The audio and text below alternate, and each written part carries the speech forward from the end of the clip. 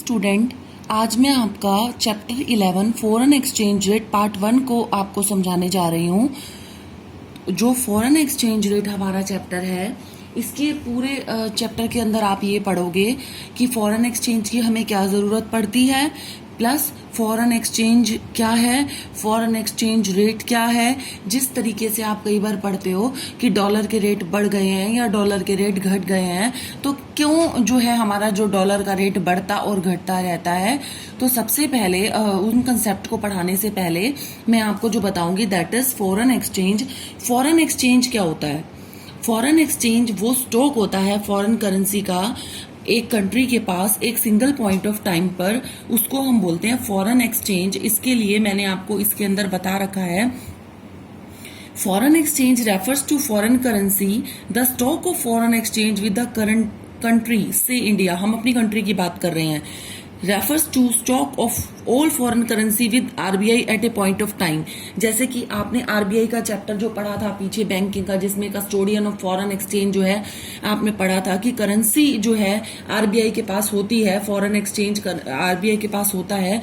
तो foreign exchange क्या है कि एक सिंगल पॉइंट ऑफ टाइम पे आरबीआई के पास कितनी जो करेंसी है जिसको हम डॉलर की फॉर्म में मेजर करते हैं वो क्या है। जैसे कि आगे पॉइंट भी दे रखा है, the standard practice to measure the entire stock in the term of dollar. जितना भी जो एंटायर स्टॉक आरबीआई के पास एक सिंगल पॉइंट ऑफ टाइम पर होता है, हम उसको डॉलर की फॉर्म में क्या करते हैं, मेजर करते हैं। अब ये एक्सचेंज रेट सेटअप कैसे होता है? जैसे कि आप देखते हो डॉलर के प्राइसेस जो हर दिन जो है चेंज होते हैं, कभी बढ़ जाते हैं कभी घट जाते हैं। तो ये ऐसा क्यों होता है कि डॉलर के रेट बढ़ते और घटते रहते हैं? उसको हम समझने के लिए सबसे पहले मैं आपको ये बताऊंगी कि फॉरेन एक्सचेंज रेट क्या होता है। फॉरेन एक्सचेंज रेट वो रेट होती है जिससे हम अपनी करेंसी को एक्सचेंज करते हैं। फॉर एग्जाम्पल कि अगर हमें $1 चाहिए तो हमें कितने रुपीज जो है वो देने पड़ेंगे। जैसे कि मान लो ये डॉलर का साइन है, $1 के बदले में हमें कितने रुपीस देने पड़ेंगे? 50। जस्ट एन एग्जाम्पल है। बाकी डॉलर के रेट जो है वो डिफर होते हैं, हर डे के अकॉर्डिंग जो है चेंज होते रहते हैं।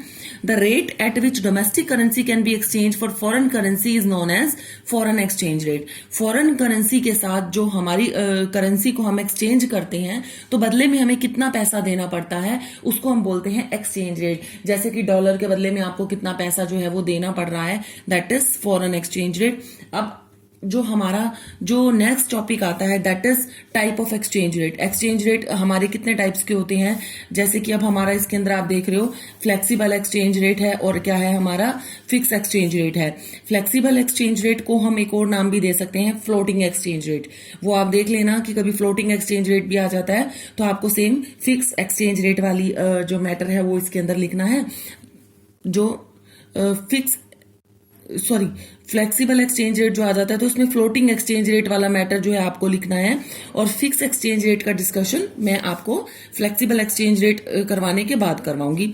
नेक्स्ट देखिए, जैसे कि अब आप देख रहे हो determination of flexible exchange rate. किस तरीके से हम फ्लेक्सिबल एक्सचेंज रेट को फॉलो करते हैं, हमारा फ्लेक्सिबल एक्सचेंज रेट कैसा होता है।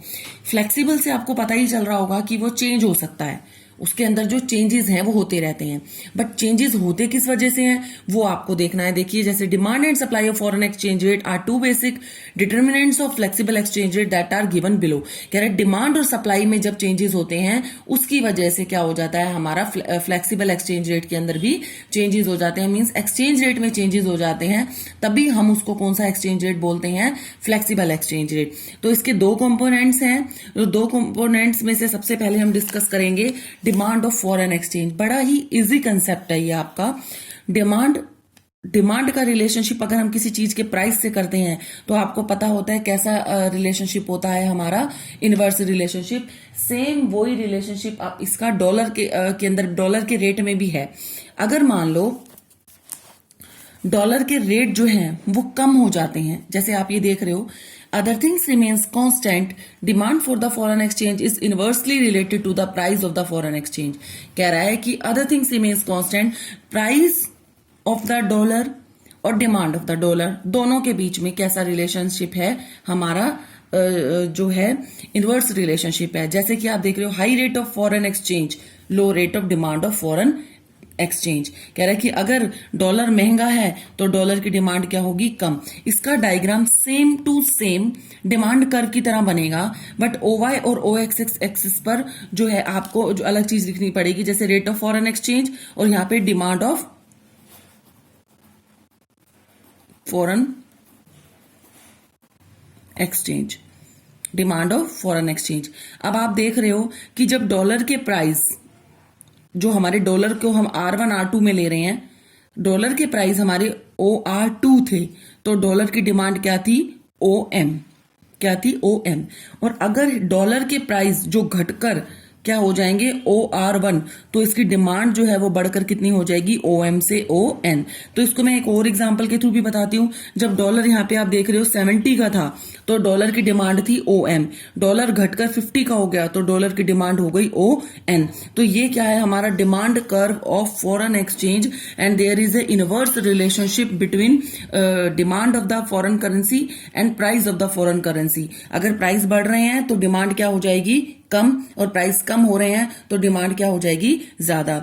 सिमिलरली इसके जो दो कंपोनेंट हैं, पहला डिमांड जो मैं आपको समझा चुकी हूं, और इसी तरीके से जो दूसरा कंपोनेंट है that is supply. Similarly as a supply, जो सप्लाई आप पढ़ते थे, there is a positive relationship between the price and quantity supplied. जैसे इसमें लिख भी रखा है, other things remaining constant, supply of the foreign exchange is positively related to the rate of foreign exchange. कह रहा है कि आज की में भी, इसमें भी क्या है कि there is a positive relationship. Positive relationship का मतलब क्या है कि अगर डॉलर के प्राइस जो हैं वो बढ़ गए, अगर जो डॉलर के प्राइस बढ़ गए तो सप्लाई साइड से डॉलर की सप्लाई जो है वो बढ़ जाएगी।